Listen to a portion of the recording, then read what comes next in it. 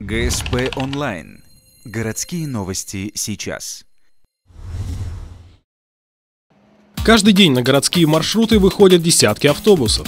Для пассажиров главное быстро добраться до места назначения, и по большей части мало кого волнует, что происходит на рынке пассажирских перевозок. И напрасно.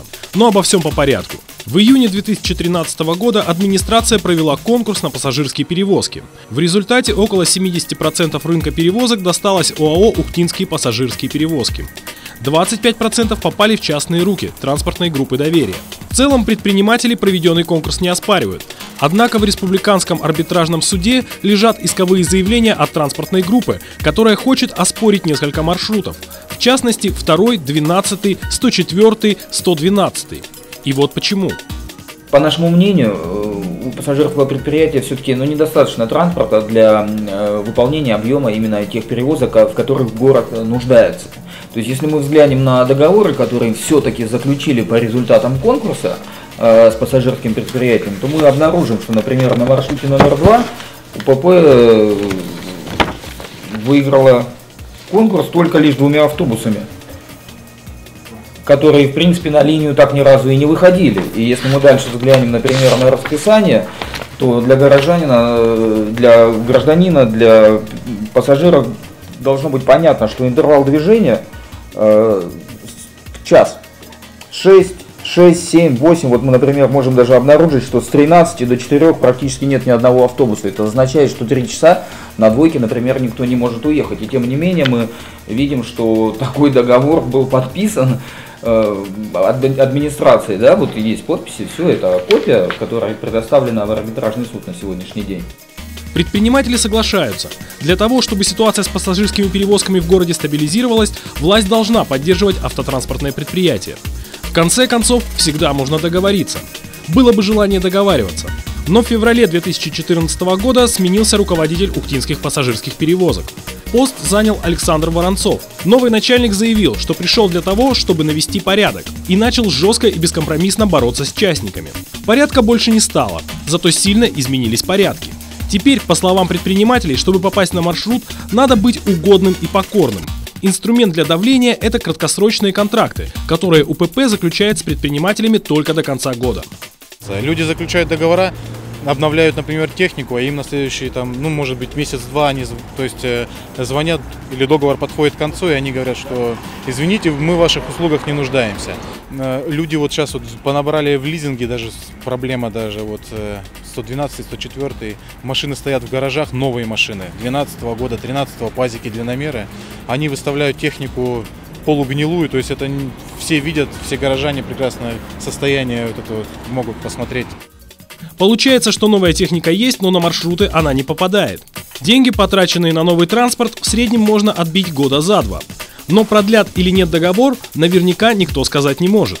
Да и уже заключенные договора с УПП разрываются в одностороннем порядке. Некоторые не продержались и полмесяца. Я предприниматель.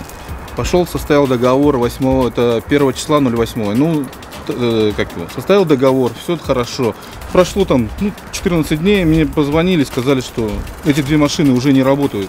Отсутствует договор, больше не существует. Все. То есть договор можно с УПП, получается, не составлять. То есть смысла нету. Как они говорят, без договора нельзя ездить. Вот договор. Теперь Сергей Александрович намерен обратиться в суд. Другого выхода нет. Но и тем, кто все же смог попасть на маршруты, приходится терять часть доходов, исполняя обязательства на обслуживание социальных проездных билетов. Есть еще такие маршруты, как пригородные, где осуществляется перевозка льготной категории граждан. Она, в принципе, осуществляется и на городе, и на пригороде, но нагрузка по социалке на пригородных маршрутах, таких как 104 и 112, в разы выше. То есть приблизительно около 40 тысяч, 37-40 тысяч в месяц. На такую сумму перевозчик провозит льготников. Но все эти деньги остаются в УПП. УПП никаким образом не возмещает эти средства. Причина простая, в УПП очень тяжелое финансовое положение, и все счета арестованы. Руководитель УПП открыто заявляет, что я не могу выплачивать, вы же понимаете, что счета арестованы. И это действительно так, он ни в коем случае не обманывает. Но перевозчику-то от этого не легче. На протяжении уже 13 месяцев нам не оплачивают вообще их, эти талоны. То есть эта группа получается, вот мой автобус лично перевозит в день где-то от 50 до 150 людей. У нас в доверии в транспортной группе 8 автобусов. Вот столько же, ну, грубо говоря, 100 человек каждый день перевозится. На 8 умножаем, это получается уже довольно-таки прилично. Вот. Если это все умножить на целый год, то это получается сумма очень переваливающая за 2 миллиона рублей. Где эти деньги, хотелось бы узнать. При всем при этом частные перевозчики с пониманием относятся к тяжелому финансовому положению УПП и не требуют немедленно и в полном объеме компенсировать издержки. Однако оставлять ситуацию так, как есть, тоже не намерены. Мы попытались получить комментарий от представителей ухтинских пассажирских перевозок. К сожалению, директор в данный момент находится в отпуске, а его заместитель давать комментарии отказалась. По неподтвержденной пока информации, в скором времени должен начаться очередной виток борьбы с частными перевозчиками. И это при том, что по оценке специалистов от 90 до 95% всех пассажирских перевозок так или иначе выполняют частники. И договариваться с индивидуальными предпринимателями городской власти и ее ставленникам все же придется. Хочет она этого или нет.